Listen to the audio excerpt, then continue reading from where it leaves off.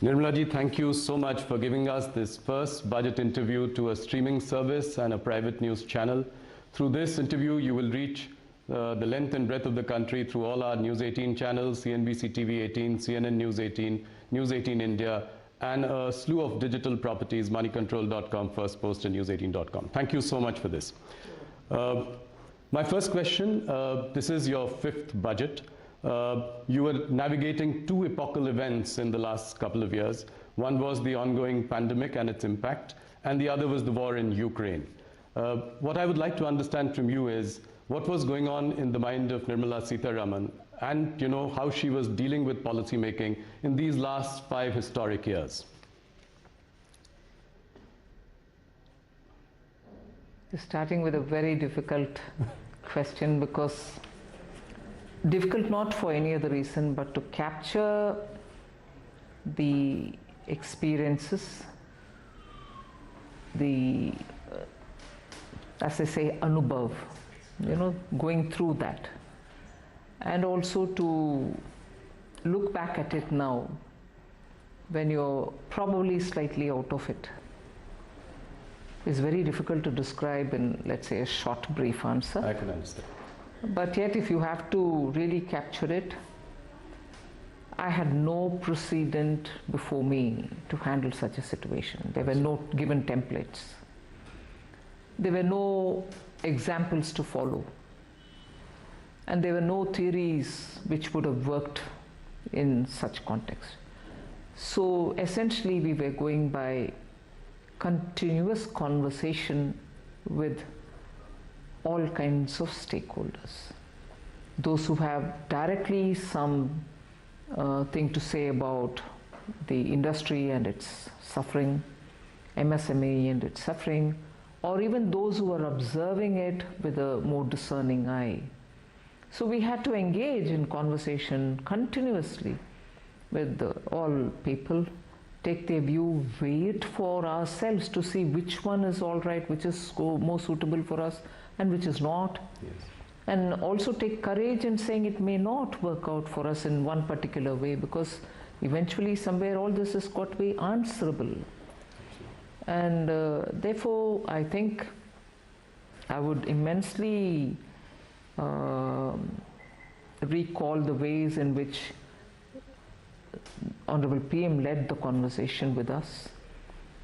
He would never tire himself from meeting us. He would never say, not today. So with all necessary precautions taken for COVID, following the protocol, we would still meet and talk about things. But eventually, whatever has been at that time decided and put out as schemes, one thing which was not so much relevant for dealing with the pandemic itself, but yet had to be done, was not to let go the opportunity to continue the reform process. Yes. So that was carried on. But we may do so many things. We may have a stable leadership, clear-headed leadership, which stands by us and gives us the guidance under the Prime Minister. And we may come up with the proposals and also launch some specific schemes at that time to benefit, to give relief, and so on. Eventually, it is the way in which the people of India have absorbed it all. Actually absorbed it and found best ways to go around it with this kind of a succor which is coming from the government, or some hand-holding which is coming from the government. May not be adequate, but so the credit goes to the people of India for having so been in clued position with the government's every decision making, and kept pace with it all. And that is why today we are where we are. Entirely the way in which people of India have absorbed whatever has been done from the government side and put it to effect in the ground. You make a very important point. I think you never gave up on reforms in the last so many years. Despite come what may, pandemic, war in Ukraine, and that I must concede. I clearly remember that many experts and economists at that time panned the government, panned India, that we were not doing enough for stimulus in the COVID period. And I remember they cited examples of Western economies, European economies, saying that we should at least give 10 to 20% of GDP. That's the bare minimum we should do. Now, in hindsight, do you think that it was good to ignore that advice and be tight-fisted, and that is showing up today? Yes, that is why in answering earlier your question, we had to do our homework for every such input which came in at that time. Why? We could have always said, no, this is what appeals to us, and we would have gone ahead. No, but we had to consider every such advice which came in, and also go through the depths of what it would mean, how will it be executed, whether it can really bear the results, and so on, only because whether we choose one way or not, we should know why we have not chosen a particular way and be able to justify saying, our understanding was this, and that's why we didn't take it. Today I have the advantage of looking back at it and say, good that I didn't take it, because the results would have been very different. Right. But the fact remains that we went through every one of the suggestions with equal open-mindedness and rigor. So, Nirmala ji, if I look at this budget, coming to this budget, the central theme, and you've elaborated, you've articulated it in your speech subsequently as well, but I would still like to ask this question, that there is a big push to capital expenditure on one hand. On the other, you've also given a lot of money into the hands of the middle class and the rich, so that there is a consumption boom. All this while keeping the fiscal discipline in place, as you had promised. 5.9%, so that's giving some comfort to everyone. What I want to understand is, what are the few outcomes, big outcomes, that you're looking at from this budget? If well executed, if the states and the center work together, I expect tourism to really see a sea change. Flow of people coming in both from one of the states and also from abroad. It should actually be a good way of keeping the economy active. If that is going to be this year and also medium term, I also see the momentum that PM Vikas scheme is going to come up with. Because what it does, at least from the way in which I've done this work on understanding that scheme and to see how best it can be tailored, it touches that segment which is sort of self-employed, which has skills, which may be traditional skills, but which are very productively used, and that itself has a huge market, niche market of its own. If by launching PM Vikas, we will be able to touch upon a large section, not confined to any particular few castes which go by the description Vishwakarma, but we are including everybody who uses his hand with some tools, produces things. That's a huge layer which doesn't get covered under A scheme or B scheme or C scheme. Now we are touching them. We are actually giving that material difference of receiving better attention, better raw material, better marketing, better professionalized way of aggregation and so on, with better fair rated credit from bank and so on. I think that layer, which has remained unseen, untouched till now, but very recognized because of the quality of products that they produce, will now make a big difference to us. Equally, the push on green is not going to be any less. In every sector, there's been provisions made in the budget for them to do the transition from depending on fossil fuel to a renewable energy source-based fuel. And that will touch every walk of life, not just farmers, not just women in the household, both from the point of view of user and also producer. You will generate enough power for yourself and be able to also sell it. And the final but most important, I would think, is the way we are going to shake up and also give life to the self-help women's groups which exist in the rural parts of the country. Some states have extraordinarily done well on SHGs in the last few decades. It's not as if they've been formed only today. A couple of decades they've been on the ground. 81 lakh of them, groups, exist. And it is they who we are now trying to aggregate, bring them together like clusters, see what they want to do in terms of production or services. For instance, I just bring in a very private sector example. Lijjat, the papad, after all was a women's somewhat self-help group. Look at the kind of product, the quality, the branding, the perception about what is Lijjat can always be superior in quality.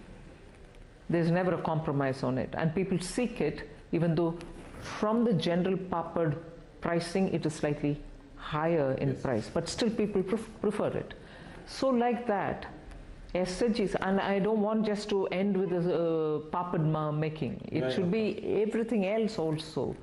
So depending on the skill sets available, the raw material available, we want to make sure that SHGs do come in to benefit from government policy and also through digital marketing, run professionally as well. That's interesting. You know, your budget was very well received by the markets. In fact, while you were speaking, the markets were really going up. But you know, the rout in the Adani stocks somewhat spoiled the party. You know, there is a general nervousness in the market. How does your government see this? I look at the budget for having covered all the sections of the society. We've tried, and it has been a detailing that which has consumed a lot of time in preparation of this budget. The details is what has brought the difference in touching so many different sectors and segments of our society. We've got something on offer for each one of them. So therefore, if it's being received very well, I'm very glad. But of course, that motivates me to be able to now take it upon myself to better implement it down to the last person who's aimed at.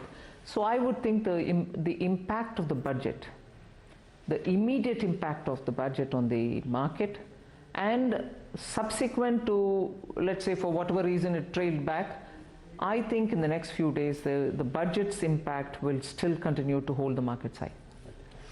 You know, the opposition is taking aim at your government, saying that the banking and insurance companies have large exposure in Adani stocks. You know, and the investors and the broader market is looking to you for some direction on this issue.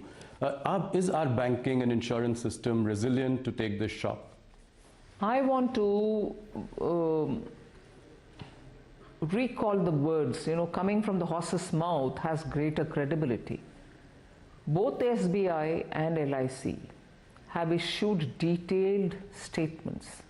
And I know the chairperson or the CMD has himself come out and explained how they are not overexposed or whatever they said. Yes. And also said, look, we are sitting over profits for the exposure that we have, which is well within the limit. That's what I understand they have said, and I've again read it through the media. They have very clearly said that their exposure is very well within the permitted limits, and that they are, even now with the valuation falling as well, they are still sitting over profit. So if that is the horse's mouth, as I refer to, word from the horse's mouth, but in general, both with the RBI, we do have the Financial Stability Board's meeting, which happens once in 6 months. We meet, even recently we have met. So I can only very clearly say, both the RBI and we, because of the FSB's meeting, Financial Stability Board's meeting, know that the Indian banking system, if anything, at this stage, for me to use this word, I want to use it with a sense of responsibility, like having gone through the twin balance sheet problem. Indian banking sector today is at a comfortable level, with their NPAs coming down to absolutely low levels. Recovery is happening, and their position is very sound, which gets reflected in the fact that when they go to raise monies in the market, they are absolutely comfortably raising monies as well. So the entire macroeconomic analysis which any expert would do also highlights the fact that how comfortable the Indian banks are placed in. That cannot be that if they are at risk. Some of the global investors as well, as a knee-jerk reaction, seem to have pulled out some money in the last couple of days. Some have put, fresh investments on hold. What would your message be to the global investors? India remains, as before, an absolutely well-governed, stable government, and also very well, regulated financial market. And as a result, I think the investor confidence which existed before shall continue even now. Our regulators are normally very, very stringent about certain governance practices, and therefore they should, one instance, however much talked about globally it may be, I would think it is not going to be indicative of how well Indian financial markets are governed. So many lessons have been learned over the decades, and therefore I think our regulators have kept our market well in prime and prim condition. Thank you. That's very reassuring coming from the finance minister. Let me move on to the next question around the budget, and this is to do with the economy. The current, is the current recovery due to pent-up demand, or do you think that this will be sustained? I think it will be sustained because the pent-up demand argument was very right nearly 4-5 quarters ago, when post the Omicron we were coming back. People thought 2022 festival season was driven by revenge shopping, yes, pent-up demand and so on. But that pent-up demand won't stretch itself for more than one season if you want to, take it that way. 2022 festival season was in its normal course, and there was no exaggeration in the markets or even in consumption. So I think it has now reached a level where it will sustain itself. No, I asked this question also because the rural demand is still tepid. Looking at the commentary coming from FMCG companies in India. Also, if we look at, the work under the Manrega scheme and the, and FMCG results, I asked this question in this context as well. Can aggregate demand be more robust?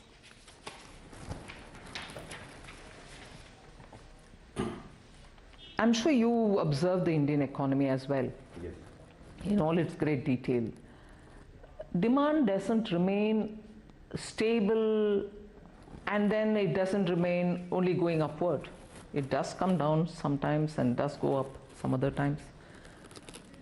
In fact, at that time, during the pandemic, even during the lockdown, most of us felt the rural demand is very high, and what could explain it? We thought that the farm outputs were very good, and as a result they were having quite a few money in their hand, and therefore they were able to sustain it. So that happens soon after the harvest. But rural demand even today, in terms of the people who are in the farm equipment manufacturing areas, are quite comfortable with what is going on in the rural market. It's not as if demand has affected them. So people are purchasing equipments to do their tilling or farming activities. That's one. I'm not just talking about tractors, but even the other equipments which go in. One. And second, also rural demand, which is FMCG related or your daily consumption related items. Your GST revenues, whilst I don't want to say that revenue GST going up is purely on rural, it may be urban and rural, but it means that it cannot be maintaining a sustained level if one of the segments, rural or urban, really fall down drastically. So I don't think it's worrisome, if at all, any drop. The RBI governor says that the worst of inflation is behind us. So can the RBI then take a more relaxed view of monitoring, tightening and support growth in the coming weeks and months? Well, I realize that if I do comment, it will look as if I'm guiding the RBI or anything like that. No, broadly speaking. But I suppose, yes, the way in which inflation has come down, both by RBI's action and by the government's action, and the government's action has been steady and at it for some time. So I expect, since the fall in the inflation It doesn't seem to be just a momentary or a 1 month affair. It should sustain itself in the process of coming down. And therefore they should, and you're right, therefore there shouldn't be that much pressure on the central bank to keep the pace of increasing the rates.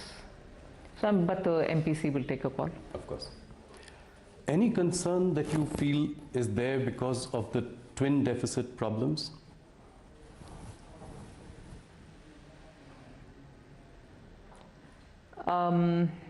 It's not as severe as before. Yes. Yes, when exports come down, you're going to have the current account deficit. But it's also now suddenly going up as well as it was before, a couple of months ago, one. And second is also the import. Imports also keep slightly going up sometimes, but it's also coming down. If these two factors are primarily the ones which we have to concern ourselves with, monthly fluctuations I say. Yes. Fluctuations should not worry us, but if every month there is a steady decline and there doesn't seem to be a sign of increase or coming upward, uptick as you would say, if there is no chance of an uptick predicted in the next few months, then I think I should worry. But monthly looking at coming down and going up need not worry us so seriously. Okay. So next year the center and states will spend rupees 13.7 lakh crore as capital expenditure. By any account, it's a phenomenal number. Capacity utilization in the manufacturing sector is at about 72%. My question is, when do you think that the private sector will enter this virtuous cycle of capital spending? They are in it already, I would think. There has been a minor uptick. But I've been explaining this. I'm not sure if industry is explaining it as much, but I read it. So I keep read it in the sense my inferences based on the kind of discussions which happen. India's industry, the old India industry as well as the new, which is the IT related industry, software and so on, both old India industry and this, are transitioning also with the energy related matters, are transitioning also in the way in which their shop floors are operated. So the investment that they make is not to create one more unit of what they already have. The investment that they have to make, and therefore the conscious decision that they have to take, will now also look at not just expanding existing capacity the way it is, but also looking at bringing high technology, Web3, robotics, 3D printing and so on. So that together with moving towards more renewable energy use, making a green product of what they are making. For instance, steel industry is facing huge barriers in Europe. Now, their business of having to invest and expand now would be not to just produce more steel, but to produce green steel. So the investment there has three new dimensions which have never been into consideration earlier. Invest and produce green, produce also with the efficiencies of technology. So all this, when comes into play, when your decision making is being done, does take time and more resources. So I would want to give that advantage for India's private sector, that yes, their process is going to be somewhat more complicated in terms of taking the decision, but I think the atmosphere is conducive for that on all grounds, technology, green and so on. I'm kind of curious that while you've given a boost to capital expenditure and increased outlay to PM Awaaz Yojana, you've also cut the Manrega budget by almost 33% or 30,000 crore. Why have you done that? Actually, the answer lies in your own question. Okay. PM Awaaz Yojana is also to be done by workers in the area, rural area, who normally would have gone for, let us say, in the absence of this, would have gone for Mahatma Gandhi Rural Employment Guarantee Scheme. Right. That's one answer, because even this has got to be done by people in the rural areas who are looking for jobs, just as Jal Jeevan Mission also goes through rural works. So they have these opportunities as well, which are coming not in a small incremental change, 6% increase, 79,000 crores for PM Awaaz, and also Jal Jeevan also getting a huge allocation. So these two also are there along with MAN. Second, Manrega is a demand-driven scheme. The more people come saying we want the job, we give them the work. So what is stated at the budget time estimate tends to keep adding to its resources or demands based on what comes from states. I need more. Then we add more to it and go to the parliament with a supplementary demand. So if you see the last 3 to 4 years, inclusive of the COVID year, naturally, yes, the BE number and the RE numbers are so different in that the RE is much higher. And if you now go back to the last 2 years where the actual numbers are available, BE, RE and the actuals, you will see the actuals are lots more than the BE, and in some cases exactly as much as the RE, which is enhanced, or even better than the RE in increased amount when you realize it in the actuals. So you end up spending a lot more even as you're going on. So I'm a bit now worried that this is becoming a staid question. Manrega, you cut it. Just see the pattern for the last 3 years. It starts with a number at the BE, keeps going on because it's demand driven, and when the supplementary demand stage comes, it's actually a lot more. Yes. So more opportunities have been created, so that's right. Yeah, so I agree. The real average GDP growth rate is 6.5%, as the economic survey says. With a little more reforms, the survey posits that it could even be a little higher at 7 to 8%. Now, what is the realistic and the desirable sort of growth rate for India if it were to become, the third largest economy in the world by the end of this decade? Desirable is one thing, but that desirable number will have to be tempered down by the global realities. Yes. The kind of uncertainties with every economy in the world faces. I don't think any one economy is so immune that the global volatilities don't affect them. So every economy is affected, particularly for a country like India, which for at least 2 critical items entirely depends on imports: fuel, fertilizer. So when you're looking at importing that many big ticket items, your uncertainties are lots more and lots more pronounced. But even provisioning for that and building a budget, we have definitely ensured that we will be not as much be affected by such uncertainties as would any other country be. And therefore the numbers that we've given for the growth is very realistic. Right. One thing that struck me this time when I was listening to your budget speech was the absence of any mention of disinvestment or asset monetization. Why was that? Why has that at least seeming to take a back seat in the last year or so? No, it is still there in the budget documents. Right. It may not have been a part of my speech, but it is in the appendix to the speech. It's also in the rest of the documents where we give the actual numbers and the activities which are going on and so on. See, the cabinet has after all taken a call that certain companies will have to be privatized, and that motion has the approval of the authority concerned, which is the cabinet. So the process goes on. But of course, because we'll have to also see when is the best time for it to be done, given the fact that we've already done the homework and kept it ready for just going out to the market, this consumes a lot of time, this preparatory time. Absolutely. Yeah. Post that is when we literally watch out for the market and then put it out. So both the factors, preparation and best time in the market, influence when you put it out. The process is on many of these items. So you're saying it's a question of timing. The commitment to privatization remains as strong as ever. Absolutely, particularly on those where the cabinet has already given the go-ahead. So you'd given last year, you'd spoken about the privatization of two PSU banks. What happened to that? Have you identified the banks? Is the process on? This is what is happening. The process is on. The amendments will have to happen in the Act, right. And then also look at the market, and then it'll have to go through. So it is very much on? Of course it's on, because the cabinet has given the approval. Right. So Nirmala ji, the export sector is suffering because of slowdown in major markets.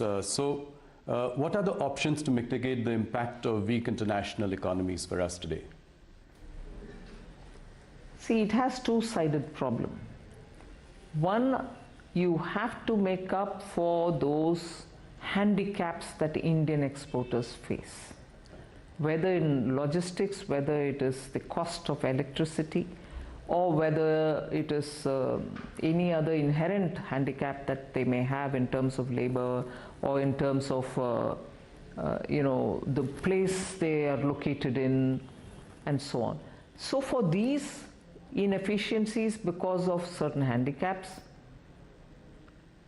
it is necessary to give them some kind of a redressal, in the sense give them some incentive, or the ROD-TEP-like scheme which is already on. So that's one thing. But it's also the usual way in which you would say, if a market is difficult, look for newer markets. If a market is difficult, see what you want to do about making yourself attractive for that market.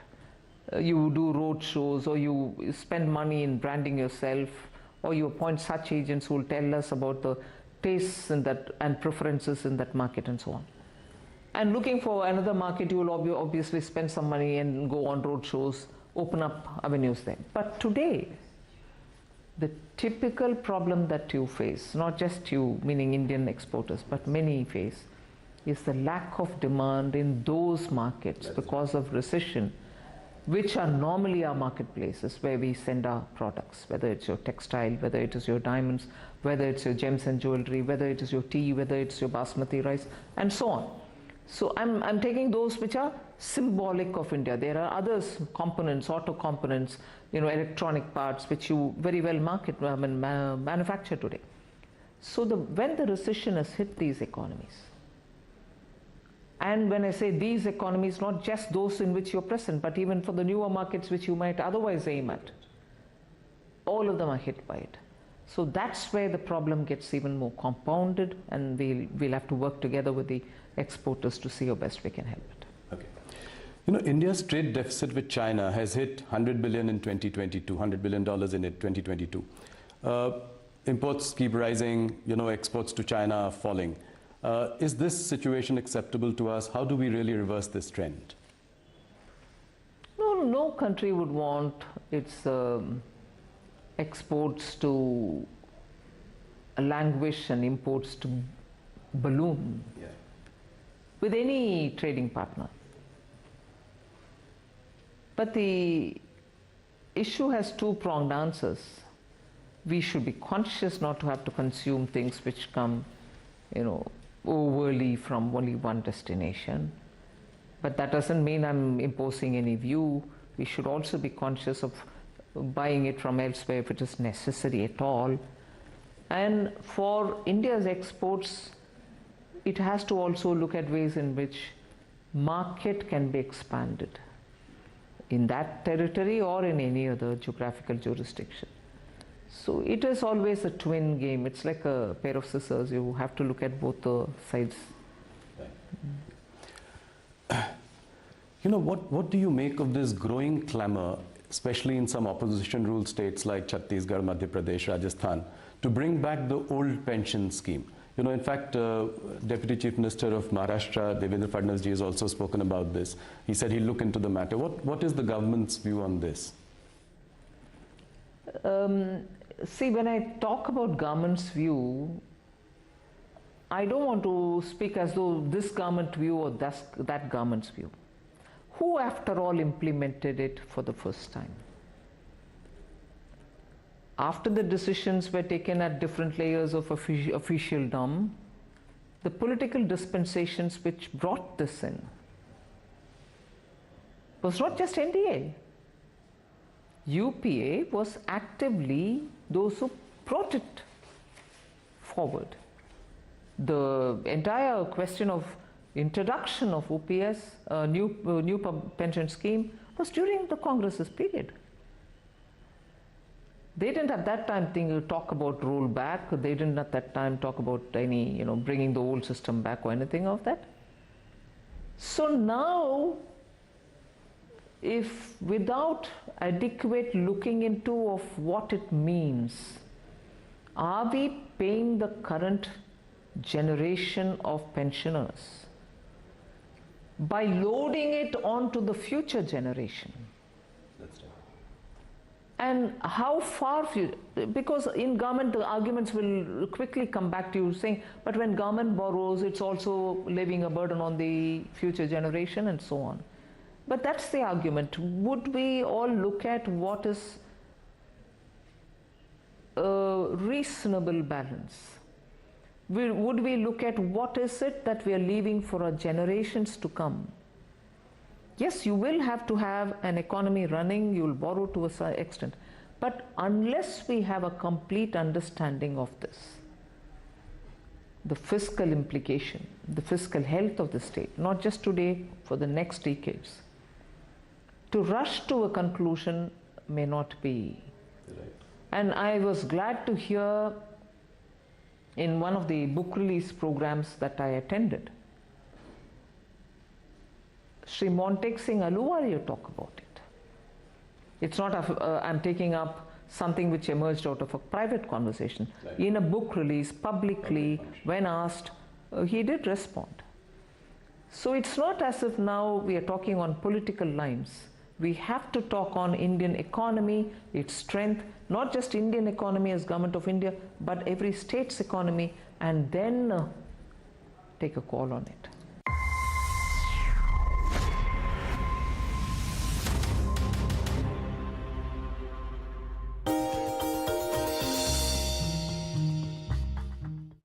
में आज हम बातचीत करने वाले हैं देश की सबसे बड़ी gold financing company Muthoot finance के बारे में। दरअसल मुथूट फाइनेंस जो कि 100 करोड़ रुपए का इन्वेस्टमेंट अगर रखती है तो उसके ऊपर करीब 150 करोड़ रुपए का जो गोल्ड है वो उस कंपनी के पास ऑलरेडी अवेलेबल रहता है। करीब 5330 ऐसे स्ट्रॉन्ग रूम्स हैं जिनके अंदर मुथूट फाइनेंस अपने गोल्ड को प्रिजर्व करता है और कंपनी के पास करीब 178 टन गोल्ड रखा हुआ है जो कि लोगों ने उन्हें बतौर कोलैटरल दिया हुआ है।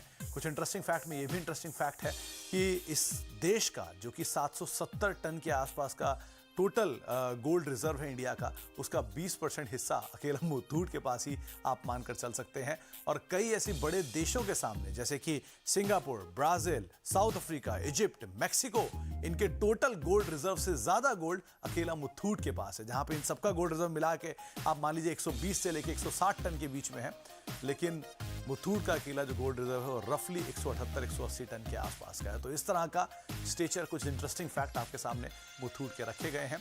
आगे भी कुछ और फैक्ट लेकर आते हैं।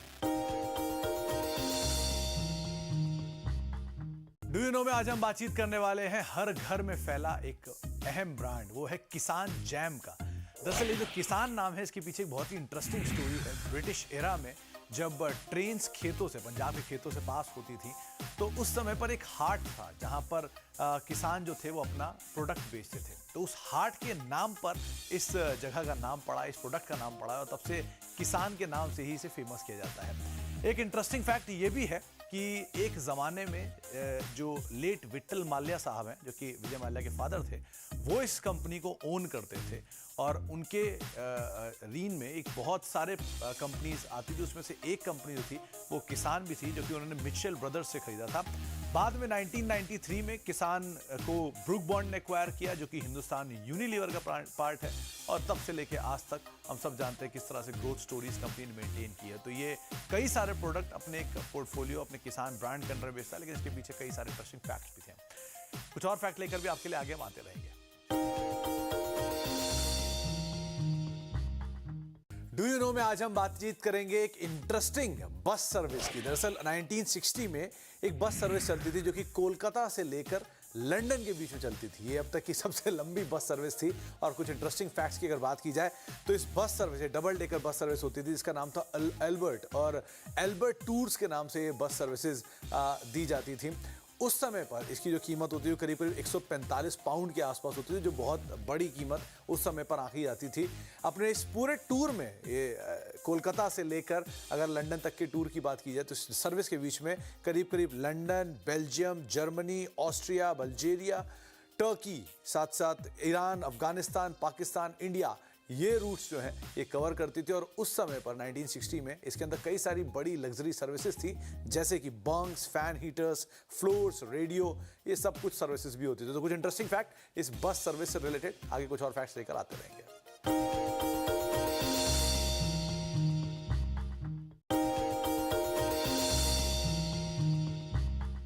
डू यू नो में आज हम बातचीत करने वाले हैं देश के सबसे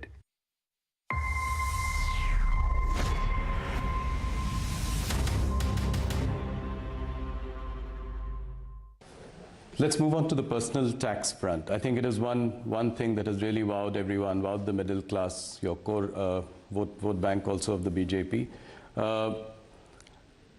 You want, obviously, people to move to the new tax regime. So by when will you then look at phasing out 80C and 80D deductions? Because, you know, that's really the core of investments, healthcare. When will this happen? What is your time frame to sort of move to the new tax regime entirely? No, I'm not given myself a time frame. I'm more looking at it to make sure every Indian citizen makes his own choice, her choice. It's one thing for me to say I'm bringing in a better system, which is going to be less complicated, in fact, least complicated, which also is going to give you a rate which is going to be reasonable for each one of our levels of income, and make it attractive, therefore, for compliance and also for the rate. I pay less tax there. But it's another thing to have a system which is going on, where, unfortunately, I don't want to criticize anybody. Unfortunately, the impression is I have so many exemptions given, which incentivizes me to save for insurance cover, for medical cover, for even saving for better interest earning that I can have, and so on. I don't want people there to think that I've denied them that. Please if you want to have it that way. But it's not just one government or the other. In general, the philosophy that governed it was you'll have all those exemptions and you'll feel tempted to have yourself cover, insurance cover, give yourself insurance cover or savings or whatever. But your tax rates were so high. Yes. So it's nice to give you some incentives, but good enough for me to have a big, return in terms of the tax that I collect. Yeah. But whereas what I'm giving you now, which was introduced 2 years ago, this is the second regime, and Prime Minister was very clear that taxpayers should know actually what they're paying and exactly feel comforted that they're not paying much, and actually bring in rates down, make it simple so that anyone sitting at home should be able to file their returns and know, and that's the end of the story. I don't need to keep immense documents and so on. So we brought that in, and steadily we are making it attractive, but not forcing anybody to get out of the exemption regime. But the fact remains there that the rates have been very high, and you still got some discounts so that you can go with your... So how many people do you think will migrate? Any sense that the government has? I'm more talking about the layers which are covered yes. by these, beneficial tax rates. I would think in that layer at least 50% will come 50%. That's a big number. And what is the current number? Any idea that the government has of that? Yeah, I have a number, but I don't think I can off the cuff say it. Okay. This is a slightly broader question. You've been extremely successful in widening the tax base. As the base has widened, the tax slabs tend to go down. Do you think that could you consider in the long run bringing the top tax slab to 25%, just in line with your corporate tax rate, top corporate tax rate? Would that be the vision going forward? Well, eventually the tax rates must be absolutely low and the assessee friendly. Citizens cannot be burdened with taxation. But that is when I've widened my base sufficiently. It can't be that few people pay and they pay huge amounts and I have to run the system. It shouldn't be that. It should definitely be wider the base, lower the tax, and therefore achieve both the objectives of collect your tax from those who can pay it, but collect enough so that you are able to run your schemes. The new income tax regime, there is a feeling that it disincentivizes savings. How do you react to that? I gave you the logic. Yeah. I can always incentivize you, go for insurance, go for savings, go for this, and come up with a fantastically high rate and say, all right, I've given you discounts, but I need my money. Instead, I'd prefer a completely acceptable and lower rate of interest, lower tax rate, and people to feel that, all right, I'm not being burdened, there's no reason for me to avoid or evade the tax, and pay it up. And you have the choice of deciding your own saving instrument, right? You're not... I was going to say, I'm on the side, or I belong to that school of thought which says, if the taxpayer is left with more money in his hand because we collect less tax, I would think that he's the best judge to decide where he has to put his money, and he doesn't need an incentive to run his family or to protect them from ill health or to not bother about his future, save for future and so on. So why do we want to underestimate our citizens?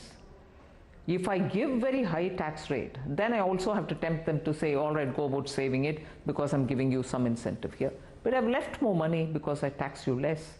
You're the best judge to do what you want with your money. Some of the experts feel that it was a rather bold move for you to reduce the rich tax from 42.7% to 39% in what is an election year.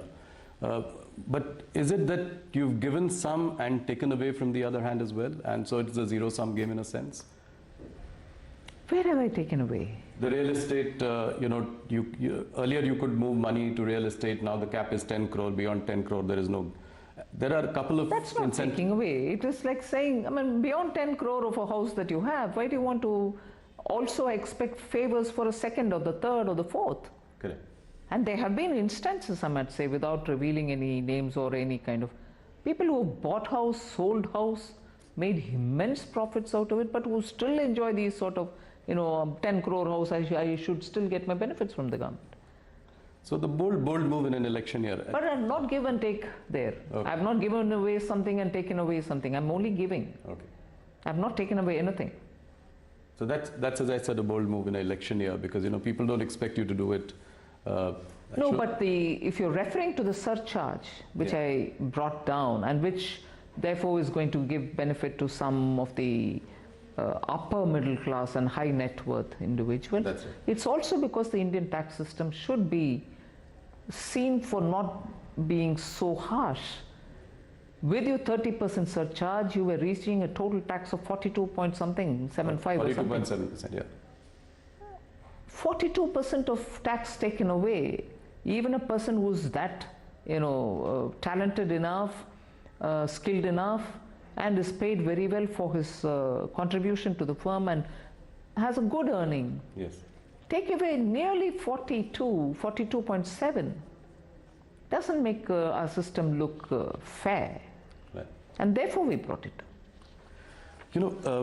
MNCs are looking at a China plus one strategy.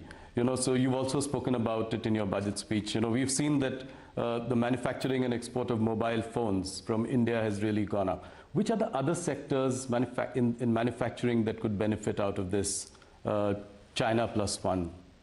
Well, the PLI that we've given out with 13 sectors is definitely a China plus one list, which is sunrise sectors, which are important sectors for India to have its own strength. That's exactly the China plus one kind of a... Okay. There is a funding winter in the startup ecosystem. In fact, some of the startups that were doing really well have come off their valuation highs. What is the government specifically planning to do about this? This government has done a lot for the startup community in the last few years. So what next? What would you do? But I think the funding is also waiting to see more innovative startups claim for the next stage. It's not as if it's a funding winter, or it's not now a scarcity of funds. It's more funds seeing the opportunity that is available for them. And they want to look at better options also, even among the startups. Right. And India, which started in 2016 in a major push, I'm sure startups existed before, but the push happened with the Honorable Prime Minister in 2016, announcing a policy and subsequently coming up year after year some concession. So they also go through a cycle, one round done, the next round of good options. They are there, they will, I'm sure, be available. Nirmala ji, you will be meeting the G20 finance ministers and central bank governors later this month in Bangalore. What is your message to them, and what are your main agenda items that you will take up and highlight? The agenda, of course, is by now fairly well determined. We will be talking about the debt situation globally, because many countries, which were even middle-income countries, have suddenly got into debt traps. And those traps are really vicious traps. They're not able to come out of it. Now, during the pandemic, debt servicing, there was a scheme which the IMF and also looking at the G20 formulation, there was a plan which had come, debt servicing. And many of these countries didn't have to service their borrowing for a certain period because of the pandemic, and there was a call for extending it. It was extended. But we are also making sure that enough monies are available with these institutions, multilateral institutions, so that they are able to better respond to situation, have better leverage over the funds that they already have with them. So these are matters of discussion. Debt servicing, also debt financing, multilateral finance institutions and their reforms, about which Honorable PM has spoken several times: UN reform, IMF reform, WTO reform, World Bank reform, and so on. So we'll be discussing many of these. Also looking at a global kind of a SOP to be available, to be agreed upon for regulating crypto assets, whilst recognizing the central bank as the authority for issuing cryptocurrency.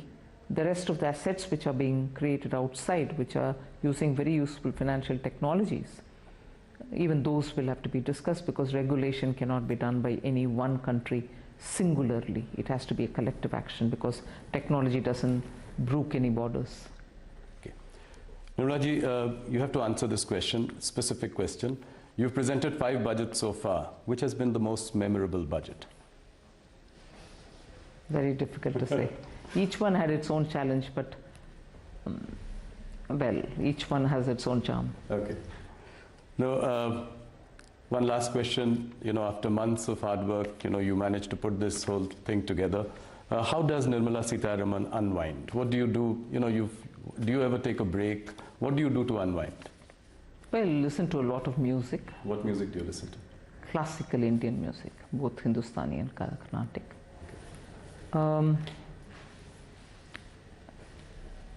I sleep well every day. I think we should be in a happy routine. We should be in a happy place that the finance minister of the country sleeps well. Absolutely, because we have a good prime minister who's got that kind of a vision, and the strength of the leadership that he brings along helps the country. So yes, that too. Good sleep. Thank you, Nirmala ji, for your time. Thank you for the first interview to a private channel and a streaming service. And more importantly, congratulations on a very well delivered budget. Thank you so much. Thank you. Thanks for giving me this opportunity.